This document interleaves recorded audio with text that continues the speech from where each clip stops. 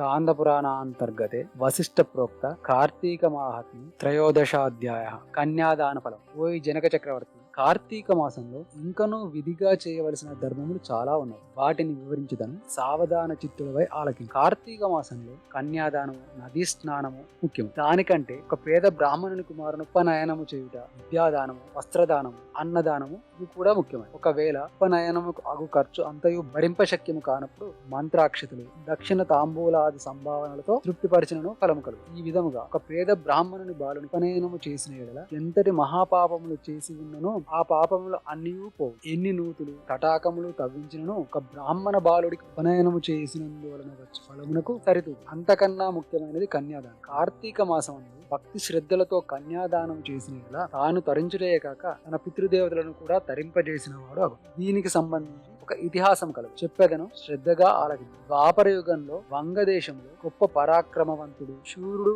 అయిన సువీరుడు అని ఒక రాజు ఉంది. అతనికి రూపవతి అను భార్య కలదు. ఒకసారి సువీరుడు శత్రురాజుల చేత ఓడింపబడి భార్యతో సహా అరణ్యమునకు పారిపోయి ధనహీనుడై నర్మదా నది తీరంలో ఒక పర్ణశాలను నిర్మించుకొని కందమూల ఫలాదులను భక్షించుచు కాలము గడుపుచుంది. కొన్ని రోజులకు తన భార్య ఒక బాలికను ప్రసవించింది. ఆ బిడ్డను అతి గారాభంతో పెంచుచుంది. క్షత్రియ వంశంలో జన్మించిన ఆ బాలికకు ఆహారాది సదుపాయములు సరిగా లేకపోయినప్పటికీ శుక్లపక్ష చంద్రుని వలె దినదినాభివృద్ధి పొందుచు అతి గారాభంతో పెరుగుచుంది. ఆమె చూచువారులకు కనుల పండువగా ముద్దులకు మాటలతో చాలా ముచ్చటగా ఉంది. దినములు గడిచిన కొలది బాలికకు నిండి యవ్వన దశ వచ్చి ఒక దినము ఒక ముని కుమారుడు బాలికను చూసి ఆమె అందచందములకు పరవశుడై ఆ బాలికను తనకు ఇచ్చి వివాహము చేయమని ఆ రాజును కోరింది. అందులకు ఆ రాజు, ఓ మునిపుత్ర, ప్రస్తుతము నేను కడు బీద స్థితిలో ఉన్నా, అష్ట దరిద్రములను అనుభవించుతున్నాను. మా కష్టములు తొలగుటకు కాను నాకు కొంత ధనం ఇచ్చిన ఎడల నా కుమార్తెను ఇచ్చి పెళ్లి చేస్తాను అని చెప్పాను. అప్పుడు ఆ ముని కుమారుడు తన చేతిలో రాగి పైసా ఆయనను లేకపోవడచే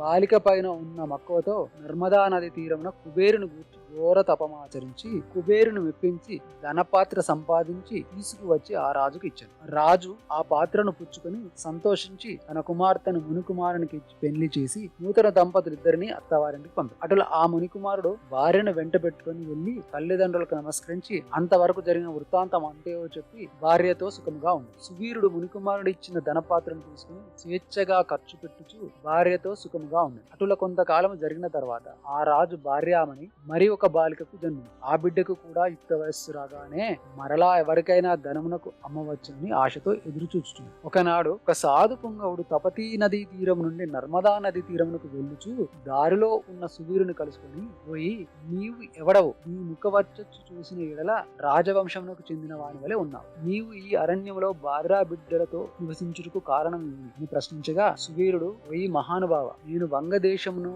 ఏలుచుండడి సువీరుడను అను రాజు. నా రాజ్యమును శత్రువులు ఆక్రమించుటే భార్యా సమేతంగా ఈ అడవిలో నివసించుతున్నాను. దరిద్రం కంటే కష్టం ఏది లేదు కదా, పితృశోకము కంటే గొప్ప దుఃఖము లేదు, అటులనే భార్యా వియోగము కంటే గొప్ప సంతాపము మరి ఒకటి లేదు. అందుకే రాజ్యభ్రష్టుడను అయినందున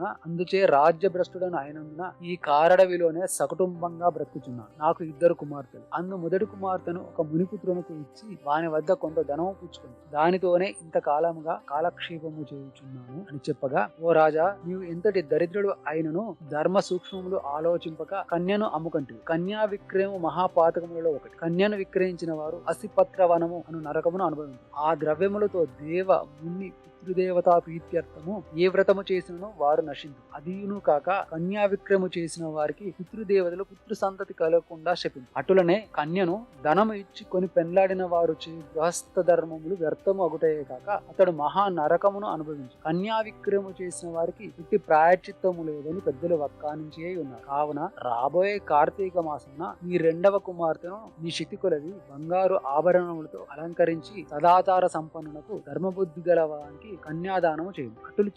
అటుల చేసిన ఎడల గంగా స్నానము అనుసరించిన ఫలము, అశ్వమేధ యాగము చేసిన ఫలము పొందుటయే కాక మొదటి కన్యను అమ్మిన దాని పాప ఫలము కూడా తొలగిపోయి అని రాజునకు హితోపదేశము చేయగా, అందుకు ఆ రాజు చిరునవ్వునవి, ఓ మునివర్య, దేహసుఖము కంటే దాన ధర్మముల వలన వచ్చిన ఫలము ఎక్కువ. తాను బ్రతికుండగా భార్యా బిడ్డలతోనూ సిరి సంపదలతోనూ సుఖముగా ఉండక చనిపోయిన తర్వాత వచ్చేది ఏదో మోక్షము కొరకు ప్రస్తుతము ఉన్న అవకాశమును చేతులారా జార విడుచుకుంటారా? ధనము బంగారము కలవారే ప్రస్తుతం లోకంలో రాణింపగలరు. కానీ ముప్పు మోసుకొని నోరు మూసుకొని పక్క చెక్కి శల్యమ ఉన్న వారిని లోకము గుర్తిస్తుందా, గౌరవిస్తుందా? ఇక సుఖములే గొప్ప సుఖము. కావున నా రెండవ కుమార్తెను కూడా నేను అడిగినంత ధనము ఎవరిస్తారో వారికే ఇచ్చి పెళ్లి చేయను, కానీ కన్యాదానము మాత్రము చేయను అని నిక్కచ్చిగా చెప్పాడు. ఆ మాటలకు సన్యాసి ఆశ్చర్యపడి తన దారిన తాను వెళ్ళి తర్వాత మరికొంత కాలమునకు సువీరుడు మరణించి వెంటనే యమభటులు వచ్చి వారిని తీసుకొని పోయి యమలోకంలో అసిపత్ర వనము అను నరక భాగమున పడవేసి అనేక విధములుగా బాధించి సువీరుని పూర్వీకుడైన శృతికీర్తి అను రాజు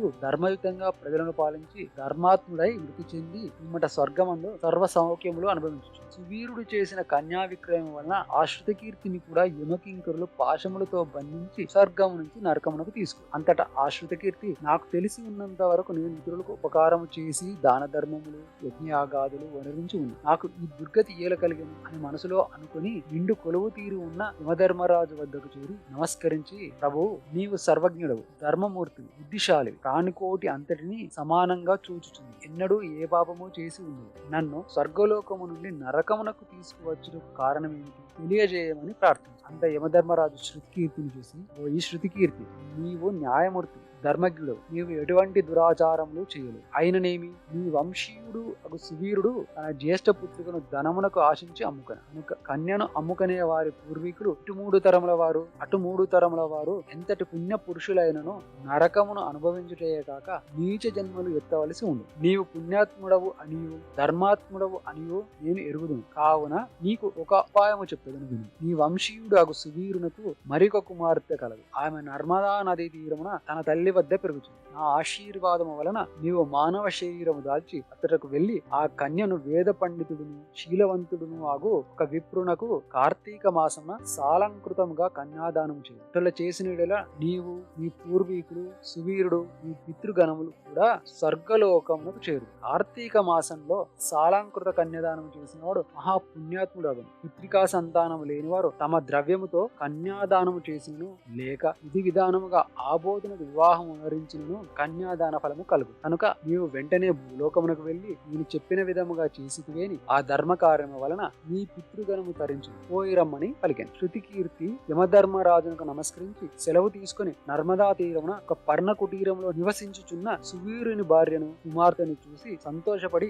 ఆమెతో విషయము అంతయు వివరించి కార్తీక మాసమున సువీరుని రెండవ కుమార్తెను సాలంకృత కన్యాదాన వివాహము చేశాను. అటుల కన్యాదానము చేయడం వలన సువీరుడు కూడా పాప విముక్తుడై స్వర్గలోకంలో ఉన్న పితృదేవతలను కలుసుకుంది. కన్యాదానము వలన మహాపాపములు కూడా నాశనమవుతుంది. వివాహ విషయంలో వారికి మాట సహాయం చేసిన పుణ్యము కలుగు. కార్తీక మాసమున కన్యాదానము చేయవలనని దీక్షభూని ఆచరించిన వాడు విష్ణు సాన్నిధ్యమును పొంది శక్తి కలిగి ఉండి ఉదాసీనత చూపువాడు శాశ్వత నరకమును చేరును అని వశిష్ఠుల వారు తెలుపు. స్కాంద పురాణ అంతర్గతే వశిష్ఠ ప్రోక్త కార్తీక మాహత్మ్యం త్రయోదశాధ్యాయ పారాయణం సంపూర్ణం. స్వస్తి. Thank you for watching. For more videos, like, comment, share, subscribe.